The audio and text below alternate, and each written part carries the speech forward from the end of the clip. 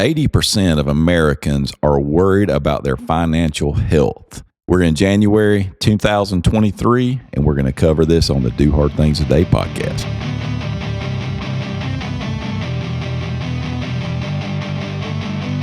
Welcome back to the Do Hard Things Today podcast, episode number 90. And Jed Blackwell, today we are talking about something that everybody talks about in January. And you know what that is?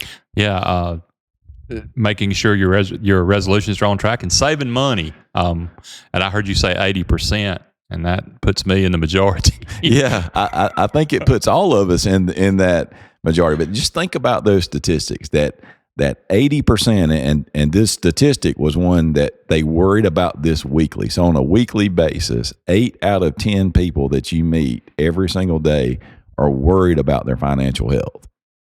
That's kind of a sobering statistic, but I mean, it's comforting in a way when you think that 80% of the rest of the world is with you and wondering where the hamburger meat's going to come from some weeks. Well, you know, you think about it, if you're all over social media now, you're seeing memes of people with eggs and chickens, and they'll have a crown on their head, and it says, if you have your own chicken now, that you're the king of the neighborhood. I saw one yesterday that said, that's it. We're coloring potatoes for Easter this year. Yeah, it's amazing how much more expensive. You know, you talk about inflation, and you watch news, you listen to the radio, and sometimes it's always Debbie Downers on there talking about things, but it's a real thing. If you filled up a tank of gas, or if you've been to buy a dozen eggs at the grocery store, you've seen a dramatic increase in the cost of goods. And what does that do? How has that affected you, Jed, as you're looking at all I mean, my goodness, if you're driving up and down the road, it costs a lot more to fill up your car. If you go to the grocery store, it costs I think there's a lot of things that are kind of moving in on us that have created this 80% of Americans being worried about finances. Well, how it's affected me, I'll just a real life snapshot. It's a drive to Malden, and a tank and a half of gas a week is not as inexpensive as it was when we were making Christmas goodies and doing stuff like that. Butter is off the charts, nearly double what it was maybe 18 months ago. Eggs, as you mentioned, coffee creamer. Bonnie has this certain special kind of coffee creamer she likes. It's up a couple of dollars. And you know, it adds up. When your grocery bill goes from $100 to $130, that's pretty significant. It makes a huge difference. And everything that you spend money on, going out to eat, traveling, just going to the grocery store, maintenance on your car, everything seems to have gone up. I know in our business, it seems like almost monthly we get another email of a pending price increase, or pending even paying more for, they will surcharge you for a shipping on goods that you're bringing in to resell. And so when you go into stores, understand that all of these stores are paying much higher prices for these goods than they did before. And I think something else is moving as well, Jed, that is affecting us. And we're going to talk about this. And guys, what we're doing is we promised you that we would do a financial series. So we're going to do a 5-part podcast and video series. And we're going to make some other tools available for you to download, some budget tools and other things.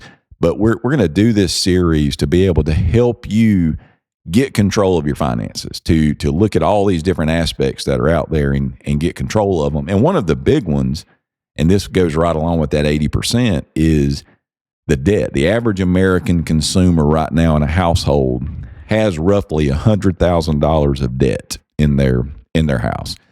And one of the things that has gone up has been the interest rates. Right. So you read about these things, you hear about them. Hey, the Fed's raising interest rates, and sometimes we hear these things, and it's almost background noise for us until that credit card statement comes, and you see that, wait a minute, the minimum payment has gone from $100 to $150. And now if I pay I'm paying all interest, right, instead of being able to pay down on the debt. How about mortgages, Jet? Think about what mortgage rates have done just over the last couple of years. Oh yeah, they've skyrocketed. Yeah, you see these things, and now you see. It's funny how if you think back a couple of years, and the signs that you see out on the road.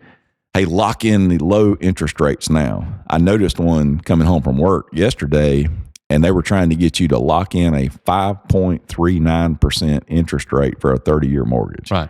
That's huge. Over double what it was just a couple of years ago. And that has huge ramifications on people. It really does. And approaching it from a practical standpoint, I'm guessing the first question I've got is where does one even start? Where would you start to get a handle on these things? Yeah, it's a multifaceted approach, Jed. And what we're going to cover is the very first thing you have to do is get control.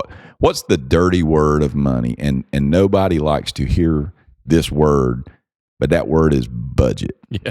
Now, when you think about the word budget, Jed, what comes to your mind? Structure, restriction.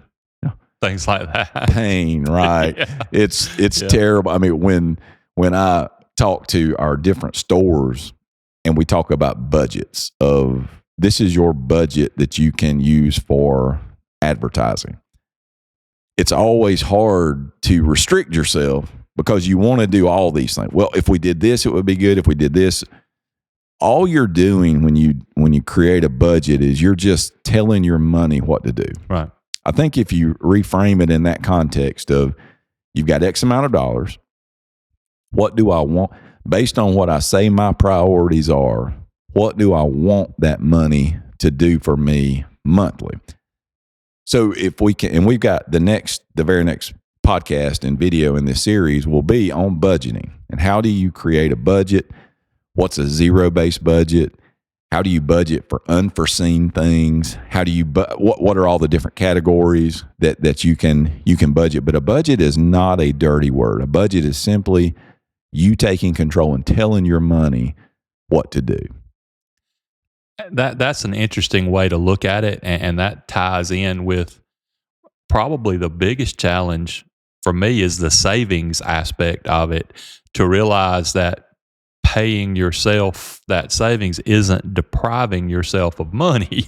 It's making sure you have some down the road. But when you see that $100 that you just transferred sitting there and you sure would like to go out one night and maybe not worry about what dinner is or where, that 100 sure looks good when you're looking at it that way. Well, savings is another thing we're gonna dedicate a podcast to. Not only short-term savings, but college savings, retirement savings.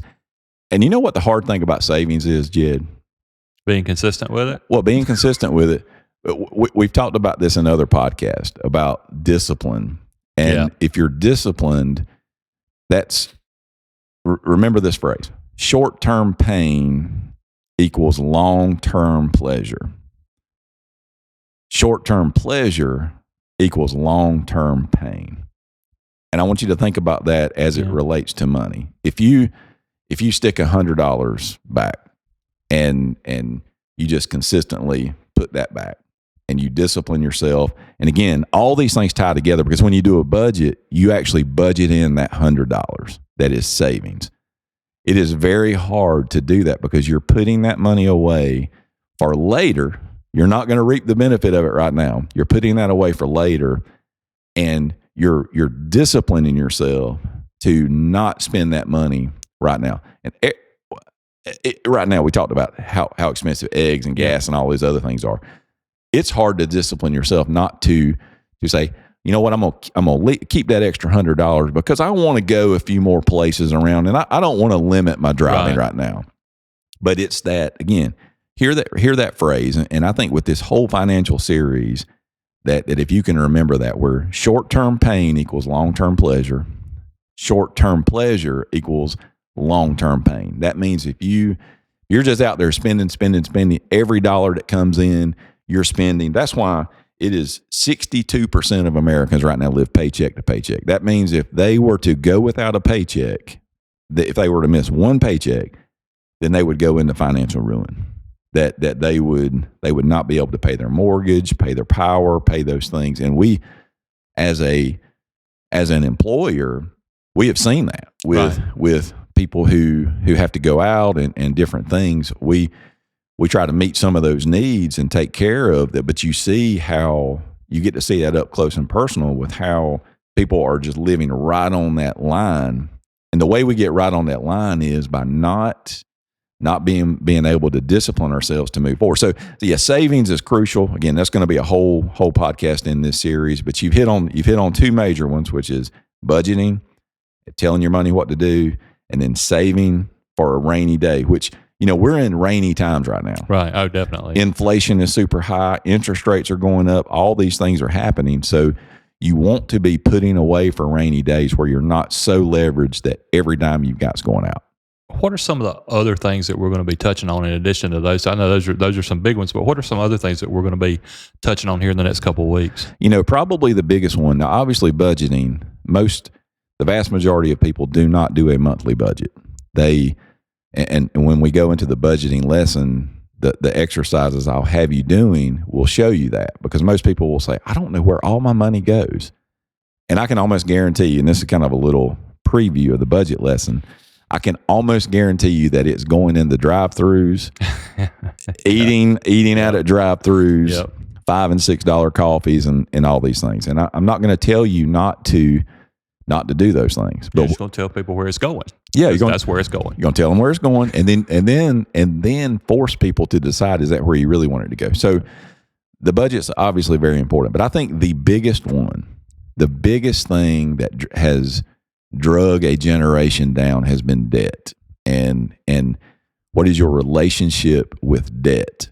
And I'm a believer in the Dave Ramsey way. Now, he's very, very strict on no debt. No debt is good. He'll say some mortgage debt, but I've been through the Financial Peace University classes. You can go to, I think he's reframed it to Ramsey now, not just Dave Ramsey Show, right. But the Ramsey Show.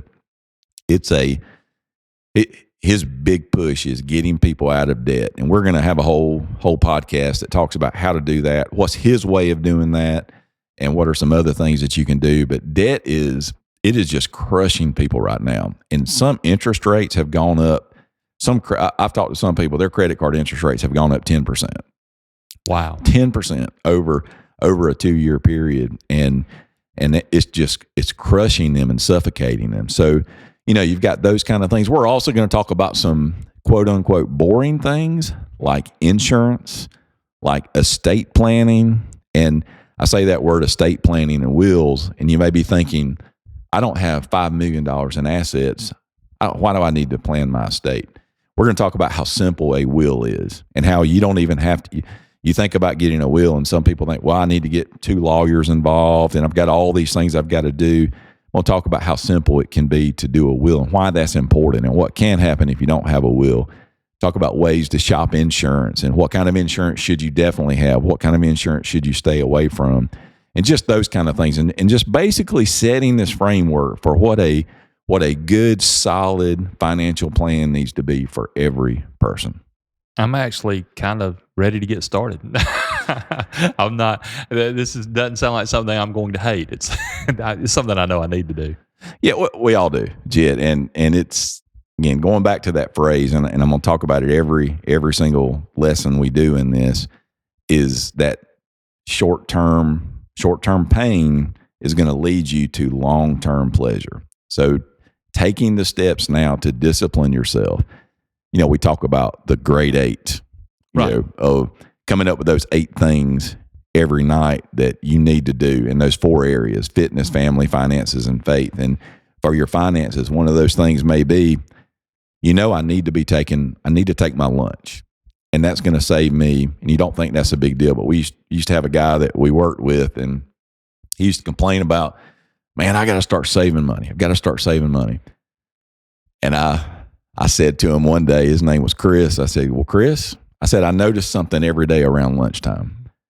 I'm like, you always leave and you go up to the Mexican restaurant or over to Chick-fil-A and all great places I like to go. I said, and you spend $10. I said, $10 is not a big deal, is it? Until you add it up over, 30 days or $300 a month. Yeah, it's $300 a month that you're spending that you don't have to. And I said, if you notice, I'm usually over here and I've got one of my kids' old lunch boxes, and I'm eating something out of there. So I'm saving. If it costs me $3 to bring $3 or $4 to bring my lunch, I'm saving $5 or $6 a day just doing that. So let's not think about this thing as something that's going to restrict you, something that's going to be painful. It's funny how if you do this for 2 or 3 months, how it becomes almost like a game of, hey, how much debt can we pay off this month? Well, what would happen if we continue doing this for a whole year? What does that change about our financial future? Some of you are probably in jobs that you're miserable in, but you've got no way out because if you miss a day of work, you don't know how you're going to buy groceries that week. Right.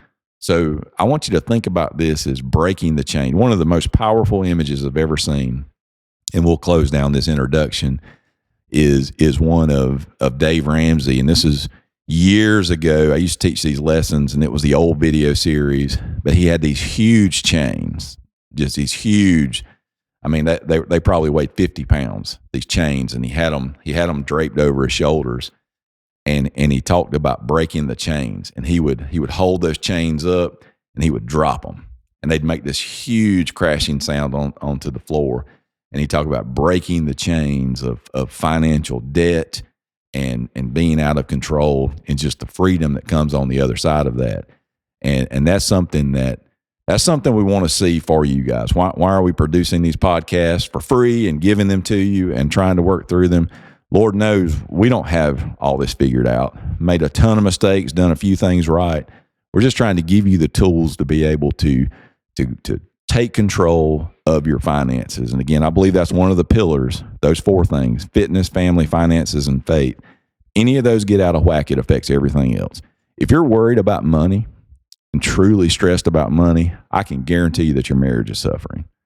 I can guarantee you that your health is suffering. I can guarantee you your spiritual life is suffering because you're spending all this time worried about these things. Hopefully this series you'll find valuable, and it will help you to be able to move through. So we will be able to give you some on the next when we do the budgeting. We're going to have a video that comes with that. Also have some downloads that you'll be able to download to be able to use for some little quickie budget forms and how do you even start tackling this. And so looking forward to walking this journey with you.